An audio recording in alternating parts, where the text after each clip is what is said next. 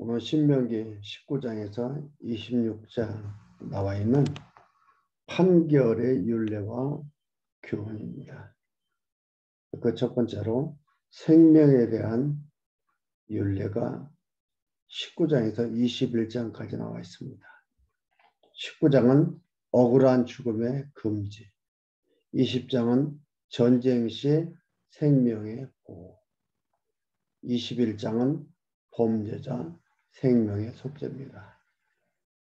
그럼 19장 먼저 보도록 하겠습니다. 1절에서 10절까지 보면은 부지중 범죄자를 도피성으로 피할 것을 지시합니다. 하나님께서는 가나안 땅에 들어가던 도피성을 세우라고 했습니다. 억울한 죽음이 없도록 하기 위해서, 억울한 죽음이 없도록 해서 하나님이 하나님의 백성들을 보호하고 인도해가고 번성하도록 한다 이 말이에요. 19장 1절을 보면은 네 하나님 여호와께서 이 열국을 멸하시고 네 하나님 여호와께서 그 땅을 내게 주심으로 네가 필경 그것을 얻고 그들의 각 성읍과 각 가옥에 거할 때에 봐요. 얼마나 이것은 정확하게 번역을 너무나 잘했다고 볼 수 있어요. 여호와 하나님께서 열국을 멸하시고 누가 멸해? 하나님이 멸했다 이 말이죠. 멸하시고 내 하나님 여호와께서 그 땅을 내게 주심으로 내가 필겨 그것을 얻고 반드시 취한다 이 말이에요. 얻는다 이 말이에요. 너희들이 말 잘 들어야 얻고 말 안 들으면 얻지 못한다. 이런 게 아니에요. 뭐라 했어요? 언약이라고 했습니다. 여러분 천국은 언약이에요.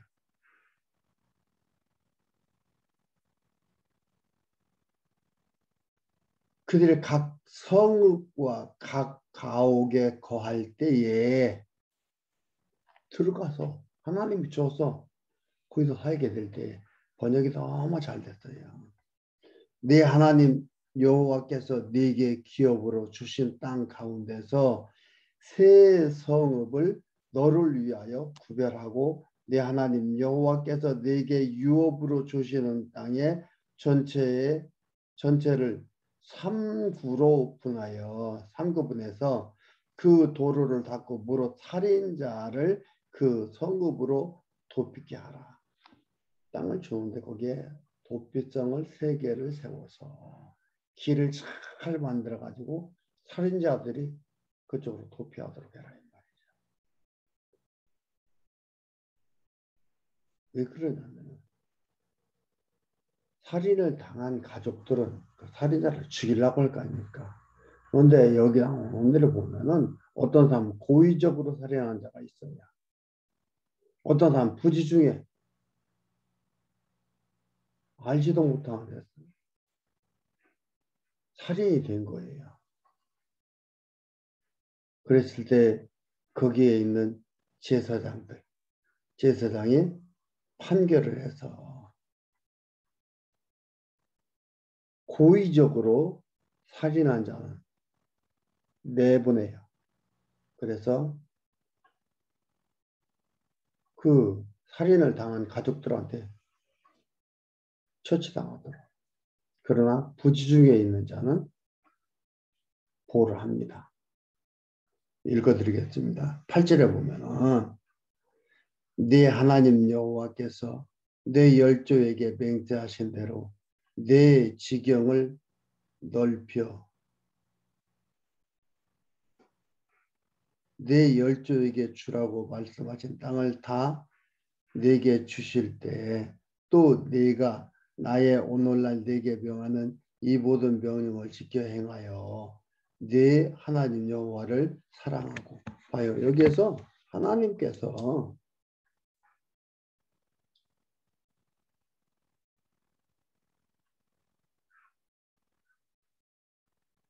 또 내가 나라에 오늘날 내게 명하는 이 모든 명령을 지켜 행하여 네 하나님 여호와를 사랑하고 하는데 이렇게 사랑하라고 하는데 여기서 넓혀 내 열조에게 주리라고 말씀하신 그 땅을 어떻게 해요? 주실 때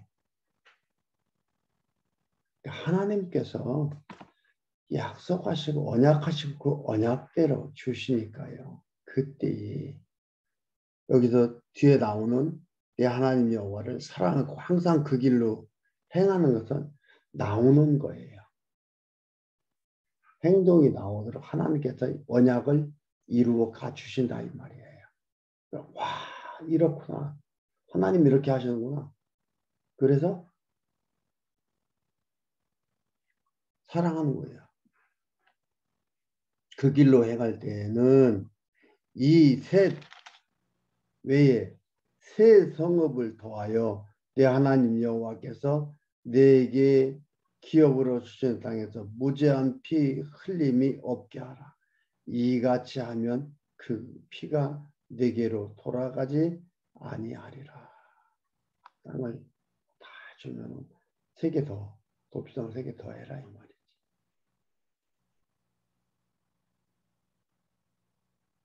하나님께서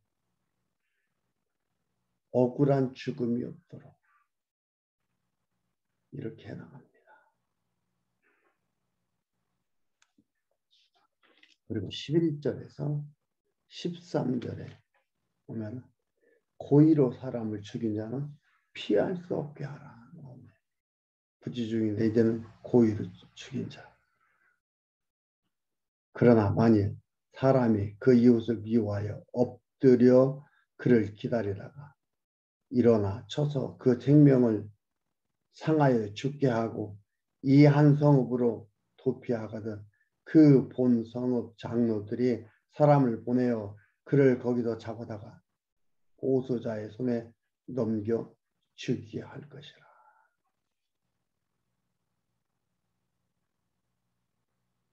생명을 보존해서 번성케 하는 건데 이들은 내친다 이 말이에요. 고의로 죽는다.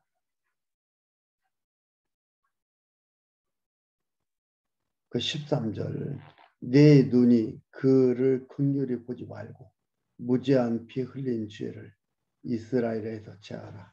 그리하면 내게 복이 있으리라. 이 악한 자를 하나님께서 제해버립니다. 결국은 이런 것들이 뭐예요? 예수 그리스도께서 오셔서 하나님의 백성들은 다 보호하고 구원해 주시고 아닌 자들을 버려버리는 택자와 불택자가 극명하게 나타나는 일들입니다.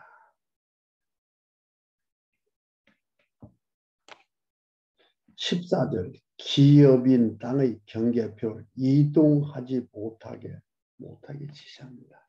14절 내 하나님 여호와께서 내게 주어 얻게 하시는 땅 곧 내 기업된 소유의 땅에서 선인의 정한 내 이웃의 경계표를 이동하지 말지니라. 천국 우리가 이동시킬 수도 없고 이동도 안 됩니다. 그러니까 이게 가나안 땅을 분배한 거에 대해서 얘기하는 것들인데 이렇게 하다 보는 거예요. 아, 가나안 땅 이것이 뭐다? 모형이었구나. 천국에 대한 모형이구나. 그렇죠? 천국에 대한 모형입니다. 천국의 경계표 그 누구도 이동시킬 수가 없습니다. 살다 보면 그러나 어떻게 해요?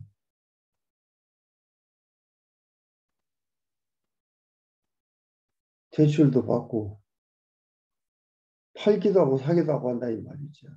그것을 언제? 신년에 다 돌려보내라. 그래서 그런 신년 제도가 있고 안식년 제도가 있고 이런 것들이 있습니다. 결국은 다 원위치 되는 것을 얘기하는 거죠. 15절부터 21절. 형제에 대해 위증한 자는 꾀한 대로 갚으라고 합니다. 위증죄는 용납되지 않습니다. 15절에 사람이 아무 악이든지 무릇 범한 죄는 한 증인으로만 정할 것이 아니요 두 증인의 입으로나 세 증인의 입으로 그 사건을 확정할 것이며 만일 위증하는 자가 있어 아무 사람이 악을 행하였다 말함이 있으면 그 논쟁하는 양방이 같이 하나님 앞에 나아가 당시 제사장과 재판장 앞에 설 것이요 재판장은 자세히 사실하여 조사해서 그 증인이 위증인이라 그 형제를 거짓으로 모함한 것이 판명되거든. 그가 그 형제에게 행하려고 꾀한 대로 그에게 행하여 너희 중에서 악을 채하라. 그리하면 그 남은 자들이 듣고 두려워하여 이후부터는 이런 악을 너희 중에서 다시 행하지 아니하리라. 내 눈이 긍휼히 보지 말라. 생명은 생명으로 눈은 눈으로 이는 이로 손은 손으로 발은 발로니라. 이 얘기가 여기서 이렇게 나오는 거죠. 위증자들을 그대로 갚아줘라 이 말이에요. 두세 증인이 있어야 된다 이 말이에요. 한 사람 말만 듣고 하지 말라 이거죠.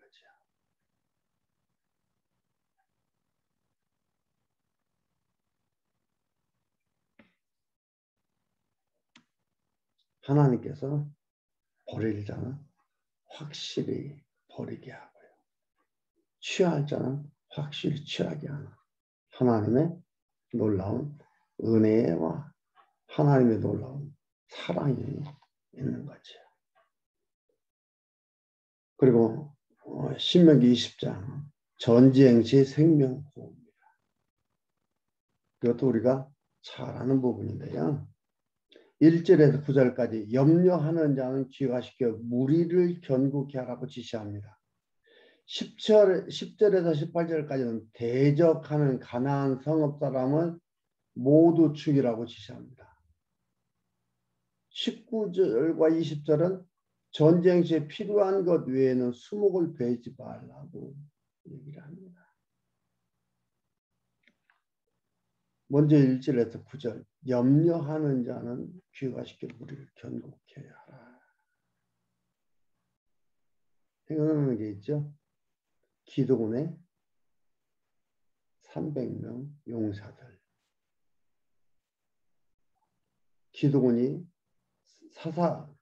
기도원 사사가 어떻게 했어요? 군인들을 모집하니까 3만 명이 왔잖아요. 그래서 하나님이 계속 추립니다. 추리는 가운데 이 얘기가 나오는 겁니다. 네가 나가 대적과 싸우려 할 때에 말과 병거와 민중이 너보다 많음을 볼지라도 그들을 두려워 말라. 애굽 땅에서 너를 인도하여 내신 네 하나님 여호와께서 너와 함께 하시느니라. 눈에 보이는 것 그거 두려워하지 말라 이 말이죠.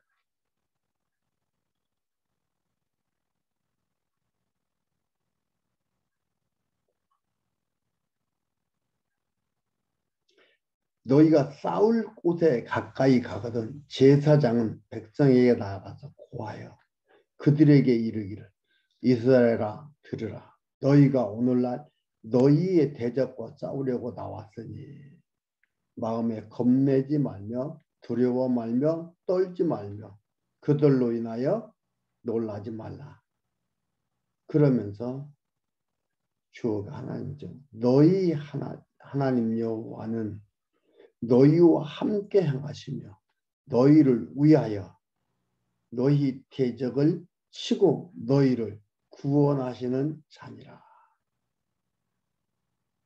하나님이 한다 이 말이에요. 할 것이며 유사들은 백성에게 구하여 이르기를 새 집을 건축하고 낙성식을 행하지 못한 자 있느냐? 그는 집으로 돌아갈지니라. 전사하면 타인이 낙성식을 행할까 하노라. 죽을 수 있다는 거죠. 전쟁에. 하나님이 싸운다는데 왜 죽어요? 하나님 싸운다는데 뭐가 필요해요? 무슨 군인이 필요해요?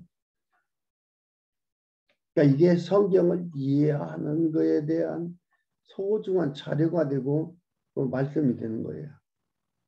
내가 가는 게, 내가 나가는 게, 내가 나가는 게 아니다. 누가 나간다? 하나님이 나간다. 그리고 우리의 죽음은 뭐다? 죽음으로 끝나는 게 아니다.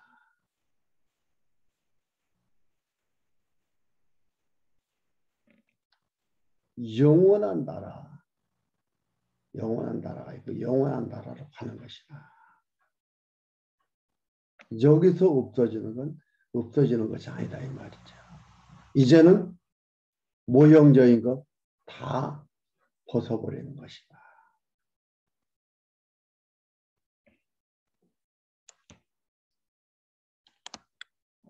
9절에 포도원을 만들고 그 과실을 먹지 못한 자가 있느냐? 그는 집으로 돌아갈지니 전사하면 타인이 그 과실을 먹을까 하노라. 여자와 약혼하고 그를 취하지 못한 자가 있느냐? 그는 집으로 돌아갈지니 전사하면 타인이 그를 취할까 하노라 하고 요사들은 오히려 또 백성에게 고하여 이르기를 두려워서 마음에 겁내는 자가 있느냐?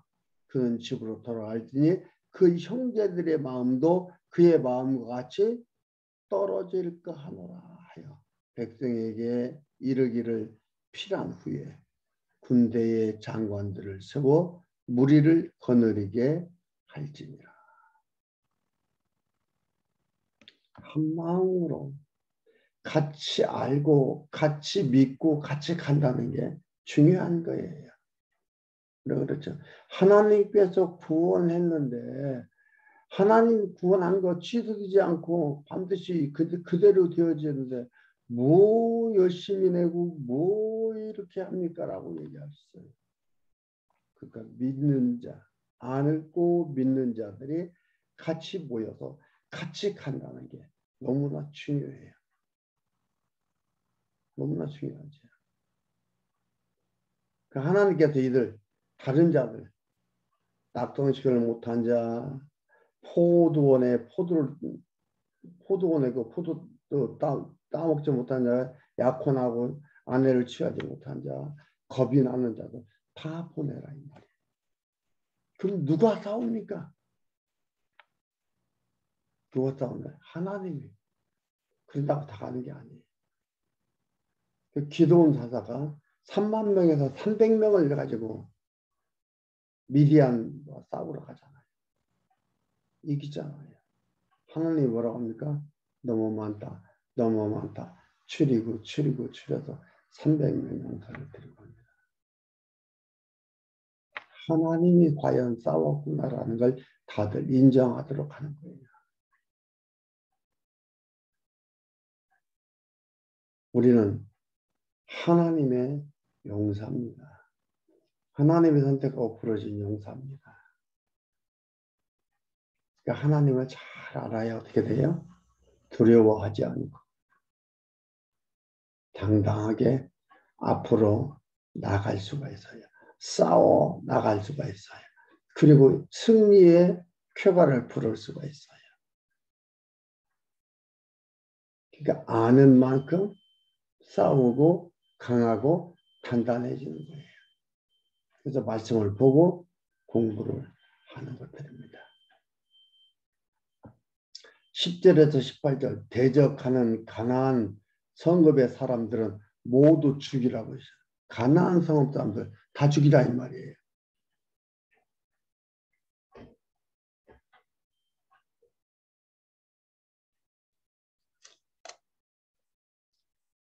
네. 그래야 여호와 하나님만을 섬길 수가 있는 것들이죠. 다 죽여라. 그런데 우리가 이제 앞으로 볼 거지만은 가나안 땅에 들어가도 어떻게 했어요? 이는 강해 보이고 저는 뭐 어떻게 보이고 어떻게 보여서 그들을 남겨놓습니다. 그들이 이들로 하여금 하나님만을 섬기고 살아가지 못하도록 만드는 거치는 돌이 되는 겁니다. 그러나 여기서 가나안 성읍 사람들 모두 죽이라고 지시를 합니다. 제가 13절 한번 읽어드릴게요. 13절에 네 하나님 여호와께서 그 성읍을 네 손에 붙이시거든 너는 칼날로 그 속의 남자를 다 쳐 죽이고 오직 여자들과 유아들과 육축과 무릇 그 성중에서 네가 탈취한 모든 것은 네 것이니 취하라. 여자와 유아와 육축들은 다 취해라. 내 거다 이 말이죠. 남자들 다 죽여라 이 말이에요. 하나님께서는 사람을 만들면서 이렇게 살아가도록 만들었습니다. 그러면서 그 삶 속에서 하나님을 배우고 하나님이 이렇게 인도하는구나. 하나님이 번성케 하는구나. 하나님이 약하게 하는구나. 하나님이 강하게 하는구나. 그 하나님을 자꾸 깨달아 알아가도록 우리를 만들어 이끌어 가시는데 우리는 뭐예요? 하나님 저쪽에 놔뒀다가 필요할 때마다 한 번씩 부르는 거예요. 오시라고. 그런다고 오시고 잊어버렸다고 가시고 하는 건 아니지만은 그렇게 살다 보니까 우리는 심적으로 뭐예요? 힘든 거죠. 그래서 우울해지는 거예요. 그래서 무속적인 사람이 되는 거예요. 하나님은 안 떠나고 항상 같이 있는데 나의 삶의 방법 속에서 떠나고 안 떠나고를 내가 결정하는 거예요. 그리고 자기가 우울해지고 자기가 스트레스 받고 자기가 악해지고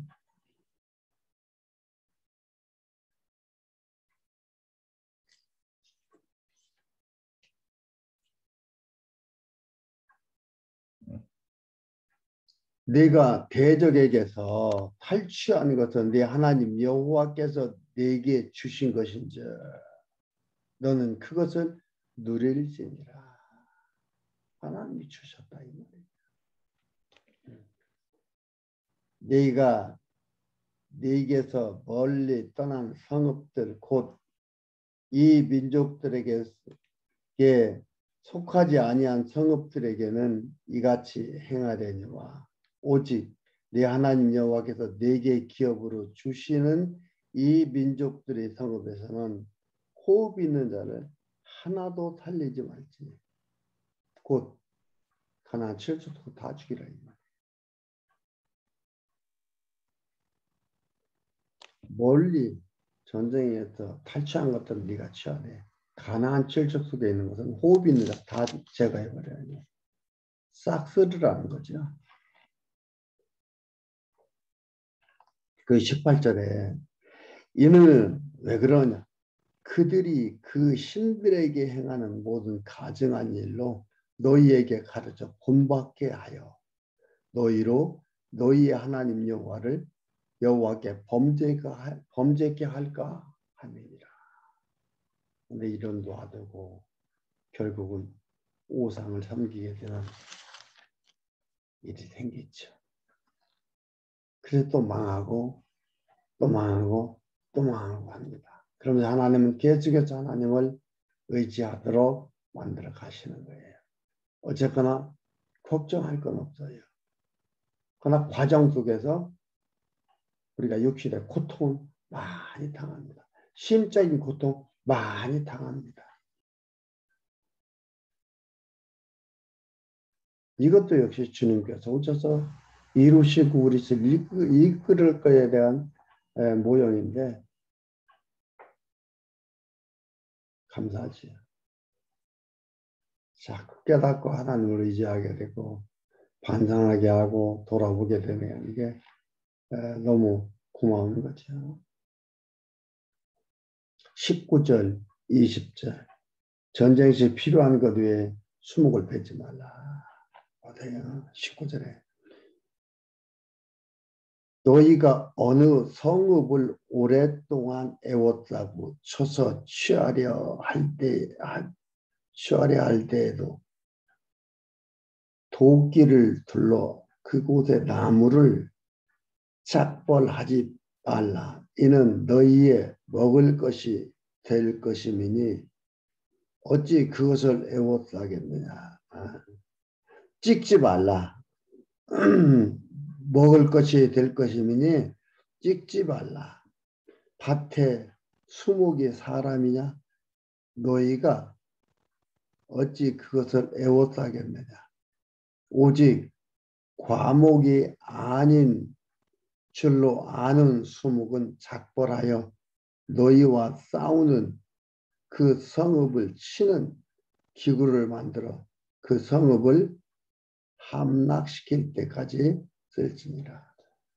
과목은 놔두라 이 말이에요. 왜 이게 식물이라는 거죠. 이것도 뭐지? 이 얘기하는 것도 뭐예요? 그리고 하나님이 이들을 보호한다 이 말이에요. 먹고 살 수 있도록 하나님이 보호해 간다 이 말이에요. 그리고 다른 수목들로 도구를 만들어서 그들과 전쟁에서 이기게 하고 결국 하나님이 하신다 이 말이에요. 과일 자체가 하는 게 아니에요. 그 자체가 방법이 하나님께서 그 과일들을 취해서 먹도록 해나가는 거예요. 그래서 이들이 생존하고 싸워 이기도록 해나가는 겁니다. 아, 하나님이 하는구나. 그래서 뭐라 했습니까? 잘하게 하시는 건 하나님이라고 했잖아요. 그러니까 방법론을 가지고 우리는 그 방법을 뭐로 보는 거예요? 주체로 보는 거예요. 우리가 직접 먹는다 이거죠. 그리고 요즘 TV에서 그러잖아요. 의사들 나와가지고 무엇은 무엇 해줬고 무엇은 무엇 해줬고 무엇 해줬고 무엇 해줬고 무엇 해줬고 다 좋은 거 얘기하잖아요. 이것은 나쁩니다 라고 얘기하지 않습니다. 좋은 것만 얘기를 합니다. 이건 어디에 좋고 이건 어디에 좋고.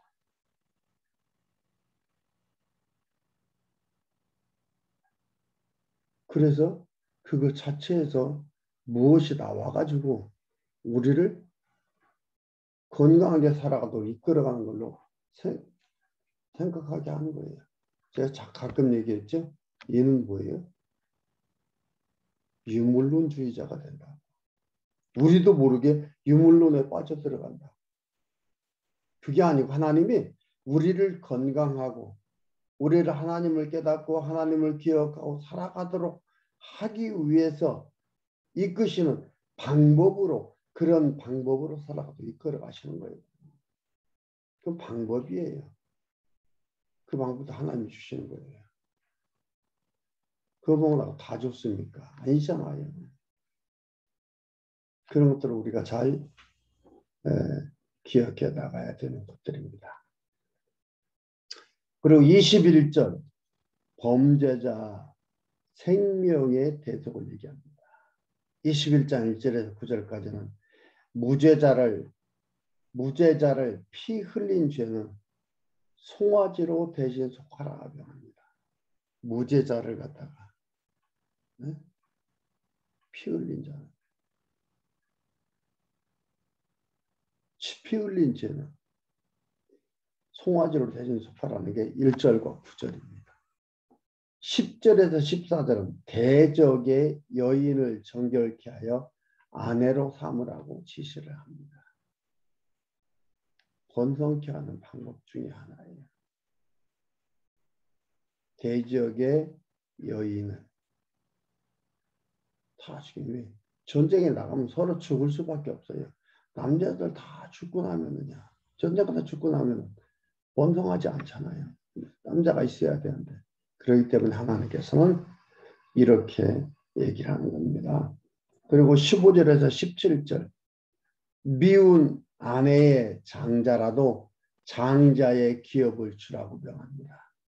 미운 아내의 장자라도 장자의 기업을 주라고 명하는 거예요. 밉다고 아닌 게 아니에요. 여러분 하나님의 백성으로 부름을 받아서 살아가는데 살다 보면은 실수하고 살다 보면은 범죄하고 흠과 티가 많은데 흠과 티가 많다고 버립니까? 아니에요.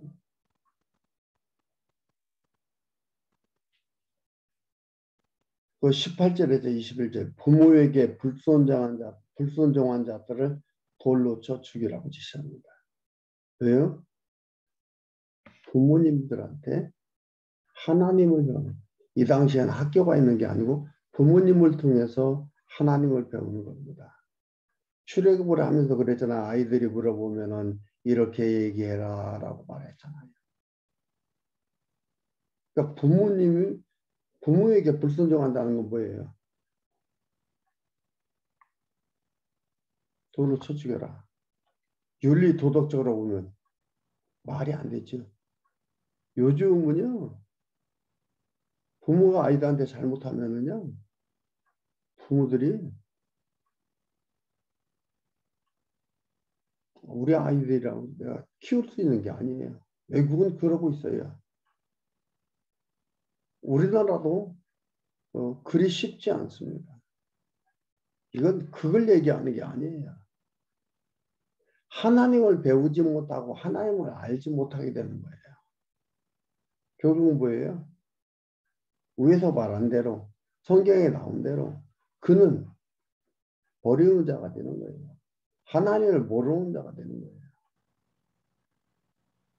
그러니까 선택받은 자가 안 되는 거예요. 하나님을 알지 못하면 그 누릴 거 다 누리지 못하면서 하는 거예요. 그리고 22절에서 23절 죽여 나무 위에 단 시체를 밤새도록 투집하라.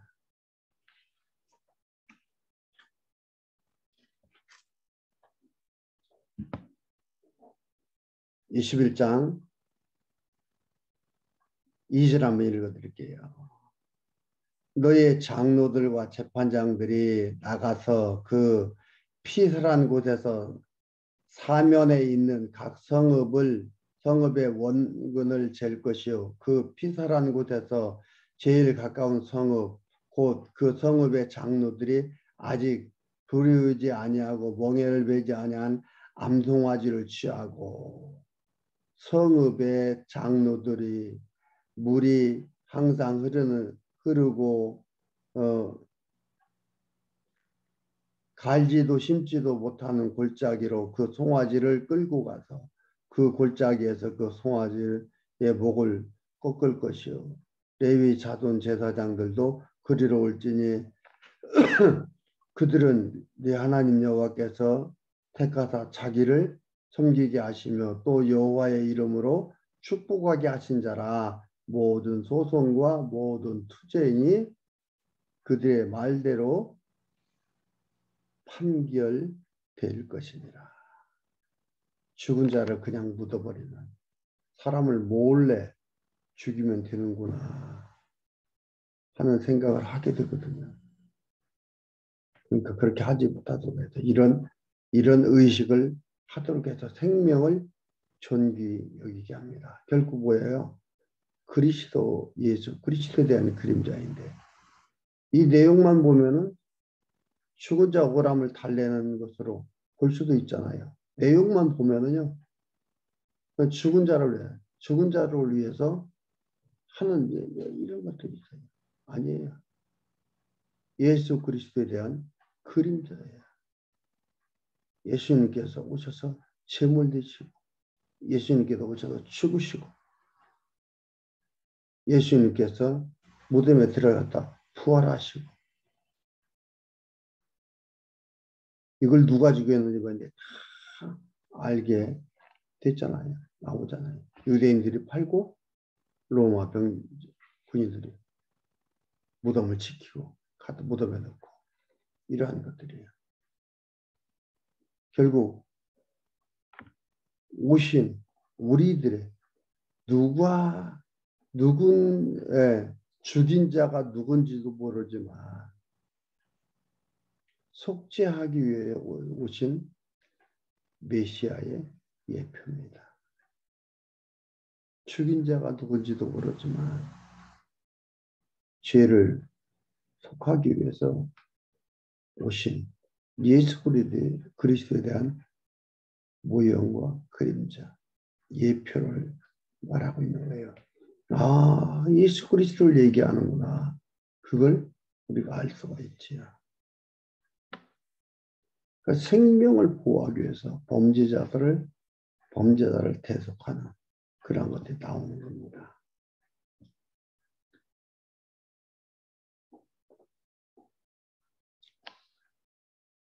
네, 10절에서 14절 대적의 여인을 정결케 아내로 삼아라. 특히 10절에 14절 보면은 이방 여인을 아내로 삼지 말라고 했는데 여기서는 뭐라 그래요?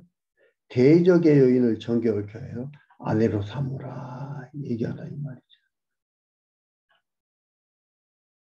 그럼 앞뒤가 안 맞는 거잖아요. 서로 충돌되는 말씀이 되잖아요. 이것은요. 자손을 번창케 하기 위해서 하려는 하나님의 방법을 얘기해 주는 겁니다. 또 이건 무엇을 얘기하냐면요.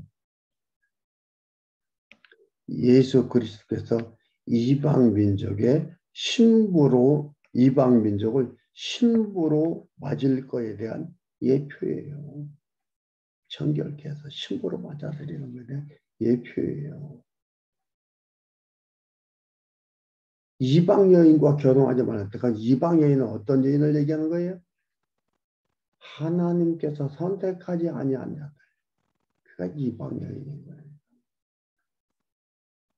그러니까 구약이 모형적인 것으로 이해를 하지 못하면은 그리고 신약은 성취된 것으로 이해하지 않으면은 그래서 이 모든 것들이 복음적인 것으로 해석되지 아니하면은 이해할 수가 없고 서로 충돌되는 말씀이 너무나 많다. 그래서 하나님 말씀이라고 얘기할 수가 없다라고 얘기할 수 있습니다. 그러나 구약은 모형과 그림자요, 예표요, 신약은 실체라는 것을 여러분들이 꼭 염두에 두고서 말씀을 봐야 됩니다. 필요에 따라서 여기다 갖다 붙여, 저기다 갖다 붙여 이렇게 해서는 안 되는 겁니다.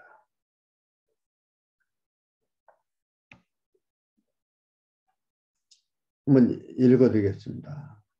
11절에 봐요. 네가 만일 그 포로 중에 아리따운 여자를 보고 연애하여 아내를 삼고자 하거든 그를 네 집으로 데려갈 것이요 그는 그 머리를 밀고 손톱을 베고 또 포로의 의복을 벗고 네 집에 거하며 그 부모를 위하여 1개월 동안 애곡한 후에 네가 그에게로 들어가서 그 남편이 되고 그는 네 아내가 될 것이요.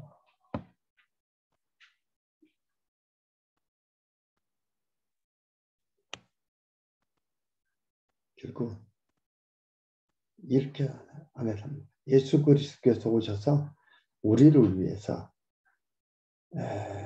우리 죄를 다 사가시고 우리 이방 민족을 신부로 삼는 거에 대한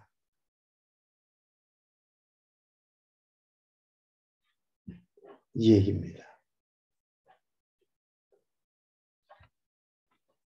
18절에서 21절 부모에 대한 불순종한 자들 돌로 저축을 지시한다. 이것도 제가 말씀을 드렸죠. 네.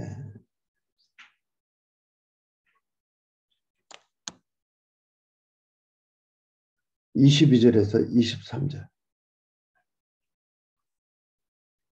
죽여 나무 위에 단 시체를 밤새도록 주지 말라고.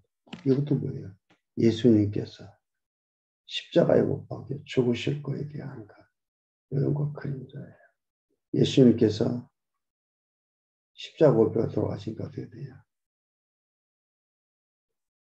십자가에 못 박았을 때 이 법대로 하기 위해서 뼈를 꺾어가지고 죽었나 살나 본다고 하잖아요. 근데 예수님이 돌아가셔가지고 뼈를 꺾지도 않냐고 옆구리 찔러서 물과 피로 다니는 걸 보고 그리고 그를 무덤에 방치하지 않고 무덤에다가 장사 지내는 거에 나오잖아요. 이건 예수 그리스도에 대한 오형과 그림자고 실제로 그 일을 이루었습니다. 이렇게 함으로써 범죄자의 생명에 탈속하는 것에 대해서 21장에 잘 나와 있습니다. 한번 제가 21장 22절 23절 읽어드릴게요. 사람이 만일 죽을 죄를 범함으로 네가 그를 죽여 나무 위에 달거든 그 시체를 나무 위에서 밤새도록 두지 말고 당일에 장사하여 내 하나님 여호와께서 네게 기업으로 주시는 땅을 더럽히지 말라. 나무에 달린 자는 하나님께 저주를 받았음이니라. 예수님이 나무 위에서 저주를 받아 죽었다 이 말이에요. 우리가 받을 저주를 예수님이 다 받으신 거예요.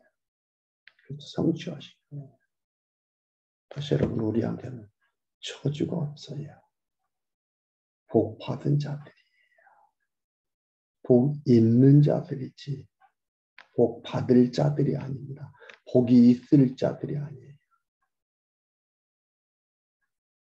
시편 1편에서는 예수 그리스도를 말하면서 복 있는 자는 있는 자지 있을 자가 아니에요. 이미 완료형이에요. 우리는 복 있는 자로서의 삶과 이 땅에서 주어진 삶을 살고 있습니다. 여러분, 이러한 하나님의 놀라운 사랑 감사하며 흔들리지 말고 살아가시는 귀한 삶이 되기를 바랍니다.